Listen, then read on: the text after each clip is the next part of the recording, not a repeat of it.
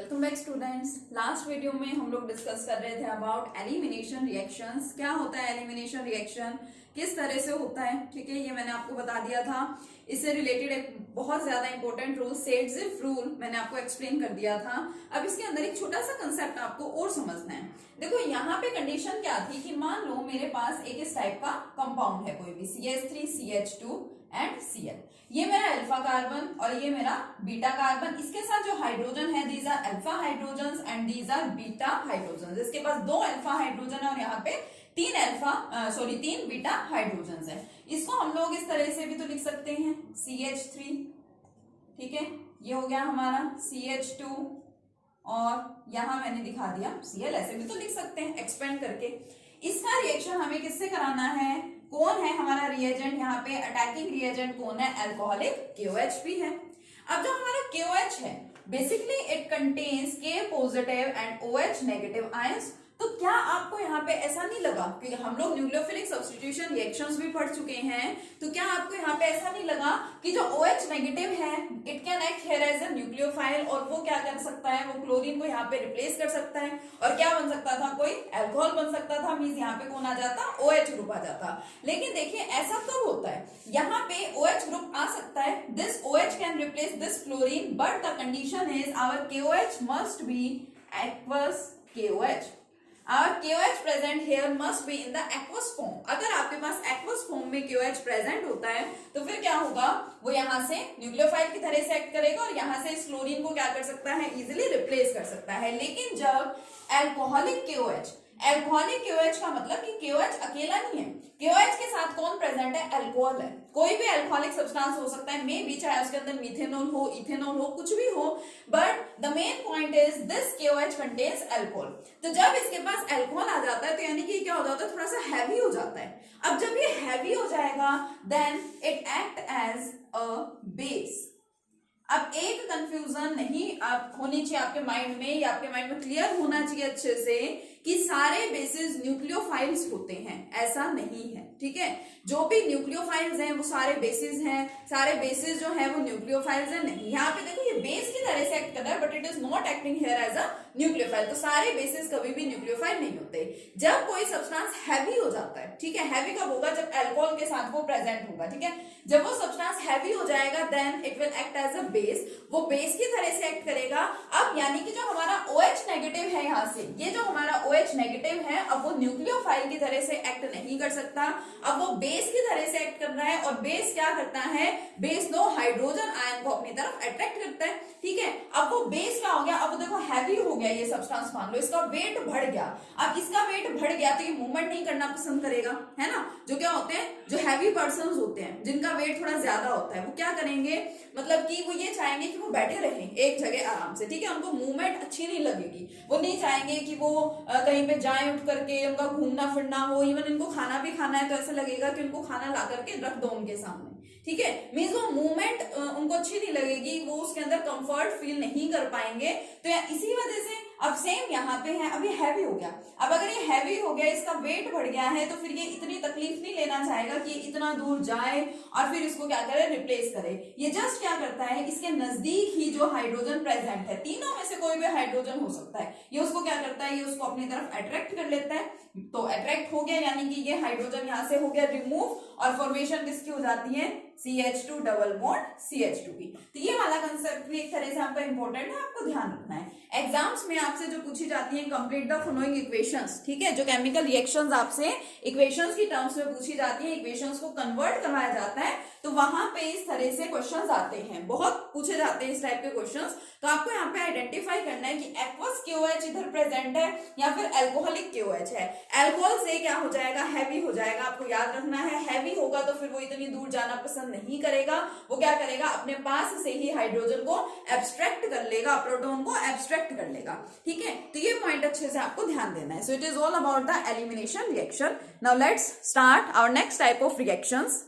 So our next and last type of reactions of haloalkanes are reaction with metals। कि जो हमारे haloalkanes है वो metals के साथ भी react करते हैं। जनरली ये metals कौन से होते हैं, these are our active metals। और इन active metals में भी कौन आ सकते हैं, मेनली हम यहाँ पे कंसिडर करते हैं मैग्नीशियम को, सोडियम भी आ सकता है, तो दोनों के रिएक्शन हम यहाँ पे देखेंगे। ठीक है, सबसे पहले मैग्नीशियम वाले की बात करते हैं। हमारे पास कोई भी हेलो एल्केन है, यानी कि कौन है, एल्काइल हैलाइड है। एल्काइल हैलाइड को कैसे लिखेंगे, ऐसे RX आपका एल्काइल हैलाइड, इसका रिएक्शन करवाया जाता है विद मैग्नीशियम, और सिर्फ मैग्नीशियम के साथ हमारे alkyl halides directly reaction show नहीं करते, रिएक्शन होता है in the presence of dry ether. Dry ether भी मान लीजिए एक रिएजेंट ही है, इसकी प्रेजेंस में यहाँ पे क्या होना है, ये रिएक्शन होना है।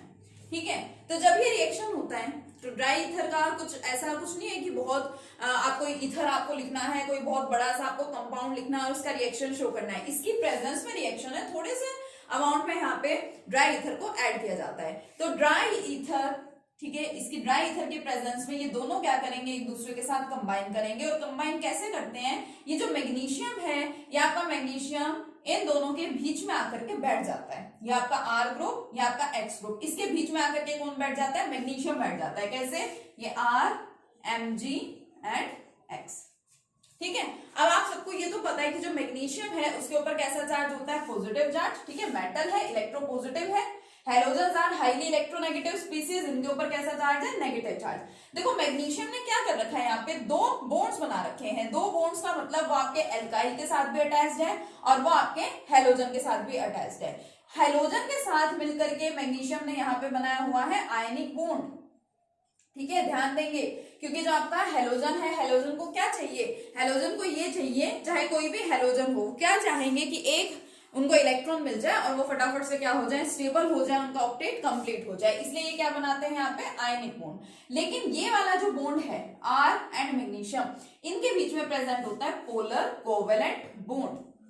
मैग्नीशियम X के साथ अटैच्ड होता है with the help of ionic bond and alkyl group के साथ अटैच्ड होता है with the help of A polar covalent bond. Polar का मतलब क्या है, इसके ऊपर पार्शियल नेगेटिव चार्ज, इसके ऊपर पार्शियल पॉजिटिव।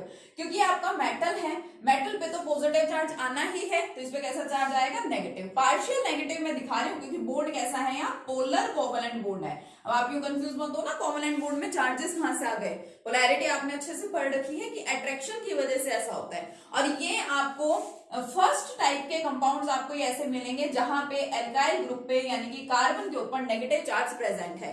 जो भी आपके एल्काइल ग्रुप्स हैं उनके ऊपर, या आप सिंपली बोल सकते हैं कि जो कार्बन है उसके ऊपर आप लोग पॉजिटिव चार्ज ही देखते हैं। तो ये फर्स्ट एवर कंपाउंड है जिसके ऊपर आप नेगेटिव चार्ज देख रहे हैं। And this type of compound जो RMgX है, R कुछ भी हो सकता है, X कुछ भी हो सकता है, लेकिन मेटल कौन है यहाँ पे, पर्टिकुलर मैग्नीशियम ही है। ठीक है, सिर्फ मैग्नीशियम के लिए है।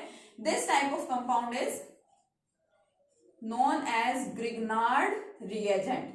अब एक्चुअल में ये जो हमारा सब्सटेंस बना है ना, ये एक रिएजेंट होता है। काफी रिएक्शंस में एज रिएजेंट हम लोग इसका यूज करते हैं। और ये जो रिएक्शन सबसे पहले जिन्होंने किया था, ठीक है, उनका नाम क्या था, विक्टर ग्रिग्नार्ड था। Victor Grignard, Victor Meyer Grignard उनका कंप्लीट नेम था। तो इस वजह से इस रिएजेंट का नाम इन्हीं के नाम पे रख दिया गया। क्या बोलते हैं इस रिएजेंट को, Grignard reagent. What is this Grignard reagent, RMgX। R और X आपके यहाँ पे कुछ भी हो सकते हैं, बट मैग्नीशियम में सेम है। ठीक है, और ये जो हमारे कंपाउंड्स हैं, ये जो हमारे ग्रिग्नार्ड रिएजेंट होता है, इट इज हाईली रिएक्टिव, बहुत ज्यादा रिएक्टिव होता है। और जब भी हम इसका रिएक्शन किसी ऐसे सब्सटेंस के साथ करा देते हैं जहां से इनको आसानी से मिल जाए हाइड्रोजन, ठीक है, अगर हम ग्रिग्नार्ड रिएजेंट का रिएक्शन किसी इस टाइप के सब्सटेंस से करवा दें कि जिस सब्सटेंस में से इनको हाइड्रोजन आसानी से मिल जाए, तो ये क्या करेंगे, देखो मान लो मैंने इसका रिएक्शन करा दिया वाटर से। वाटर में कौन होता है आपका H positive and OH negative, यानी कि H पॉजिटिव आपको वाटर से मिल रहा है। तो क्या होगा, यहाँ पे देखो, क्योंकि ये वाला बॉन्ड जो है, ये बॉन्ड तो ब्रेक हो नहीं पाएगा। मैग्नीशियम और हैलोजन के बीच का बॉन्ड तो ब्रेक यहाँ पे होगा नहीं, क्योंकि कैसा बॉन्ड बना हुआ है, आयनिक बॉन्ड है। Strong electrostatic forces of attraction यहाँ प्रेजेंट है, तो इस बॉन्ड को ब्रेक करवा पाना इतना इजी नहीं है। बट ये वाला बॉन्ड थोड़ा सा आसानी से ब्रेक हो सकता है इसके कंपैरिजन में। तो जैसे ही वाटर के कांटेक्ट में आएगा, और वाटर ही क्या, इवन कोई अल्कोहल जो हाइड्रोजन प्रोवाइड करते हैं, जो भी सब्सटेंसेस हाइड्रोजन प्रोवाइड कर रहे हैं, ठीक है, लाइक दिस हाइड्रोजन आयन, तो ये क्या करेंगे, ये फटाफट से उसके साथ रिएक्ट करेगा और ये वाला बॉन्ड क्या हो जाता है, ब्रेक हो जाता है। R के ऊपर नेगेटिव चार्ज है, वो पॉजिटिव के साथ कंबाइन हो जाता है और क्या बनाता है, RH, यानी कि किसी एल्केन की हो गई फॉर्मेशन प्लस, और बाकी क्या है, मैग्नीशियम है, हैलोजन है और आपका OH ग्रुप बचा, सारे एक साथ कंबाइन हो जाते हैं। कैसे, Mg, इसके साथ OH आ गया और X, बस इसकी हो जाती है फॉर्मेशन। तो अगर आपके पास मान लो कोई हेलो एल्केन है, उससे आप एल्केन बनाना चाह रहे हैं, तो ये भी एक बेस्ट मेथड है प्रिपरेशन का। स्टार्टिंग में आपने हेलो एल्केन ले लिया। सपोज मैं कहूं कि मेरे पास क्या था, मिथाइल क्लोराइड था, ठीक है।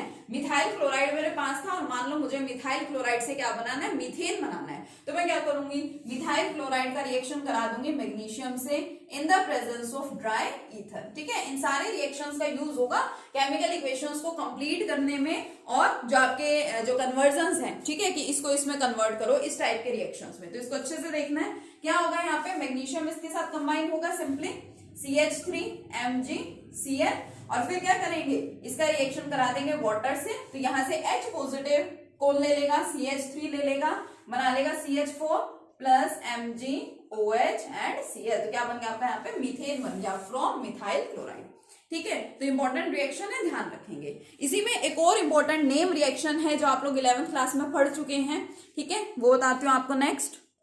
Yes, next is our most important name reaction जो हम लोगों ने 11th क्लास में 13 यूनिट जो हाइड्रोकार्बन थी उसमें भी हम लोगों ने डिस्कस किया था, ठीक है। नेक्स्ट रिएक्शन क्या होता है हमारा, देखो नेम रिएक्शन आपको ध्यान भी होगा, वुड्स रिएक्शन। एक वुड्स रिएक्शन पढ़ते थे हम लोग, एक पढ़ते थे वुड्स फिटिक रिएक्शन। तो ये हमारा मोस्ट इंपॉर्टेंट है वुड्स रिएक्शन। क्या होता था इसमें हम लोग लेते थे एल्काइल हैलाइड और इसका रिएक्शन कराते थे 2 सोडियम एटम्स के साथ in the presence of dry ether.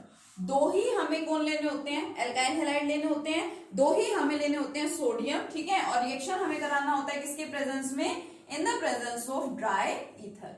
और ये रिएक्शन मैंने आपको बता रखा है, इसको सिंपली समझने के लिए हम लोग क्या करते हैं, इसको थोड़ा सा अलग तरीके से लिखते हैं। ये आपका फर्स्ट एल्काइल हैलाइड प्लस इसका रिएक्शन 2 सोडियम एटम्स के साथ, ठीक है। 2 सोडियम मेटल ले लिए हमने, 2 एटम ले लिए सोडियम के, और इसको थोड़ा सा कन्वर्ट करके रीअरेंज करके लिख दो। RX है, RX को आप XR भी तो लिख सकते हैं ना। 2 मॉलिक्यूल्स हमें लेने हैं यहाँ पे एल्काइल हैलाइड के, हमने इस तरीके से लिख दिए। होगा क्या, ड्राई ईथर के प्रेजेंस में जो हमारा हेलोजन है, halogen contain negative charge and sodium metal electropositive है, इट कंटेन्स पॉजिटिव चार्ज। तो 2 पॉजिटिव चार्ज और यहाँ से 2 नेगेटिव चार्ज हो जाते हैं आपस में कंबाइन, और बाकी जो R and R alkyl groups जो है दोनों ये आपस में कंबाइन हो जाते हैं for the formation of alkane plus 2 moles of sodium halide are produced here. Our this reaction is known as the Wurtz reaction. Most important name reaction है हमारा, यहाँ पे जो आपको रखना है ध्यान, ठीक है। एग्जाम्पल, अगर मैं यहाँ पे एग्जाम्पल की बात करूं तो मान लो मैंने लिया यहाँ पे मिथाइल क्लोराइड, ठीक है। क्या बन रहे हैं, देखिए यहाँ पे R बन रहा है plus twice of NaX। Example suppose मैंने ले लिया यहाँ पे मिथाइल क्लोराइड 2 लेने हैं, तो फर्स्ट मिथाइल क्लोराइड इसके साथ में 2 सोडियम एटम और प्लस इसको लिख लिया मैंने इस तरीके से, ठीक है। In the presence of dry ether, dry ether के प्रेजेंस में क्या होगा, 2 सोडियम और 2 क्लोरीन मिलकर के क्या बना लेंगे यहाँ पे, सोडियम क्लोराइड के 2 मॉलिक्यूल्स एंड CH3 ये मिलके क्या बना लेते हैं यहाँ पे, इथेन। इथेन है ये C2H6, ठीक है। Ethane plus 2 moles of NaCl, 2 moles of sodium chloride are produced here. So this reaction is known as the Wurtz reaction. तो ये भी हमारा रिएक्शन विद मेटल है। हमने हेलो एल्केन का रिएक्शन यहाँ पे इस केस में किसके साथ करवा रखा है, सोडियम मेटल के साथ।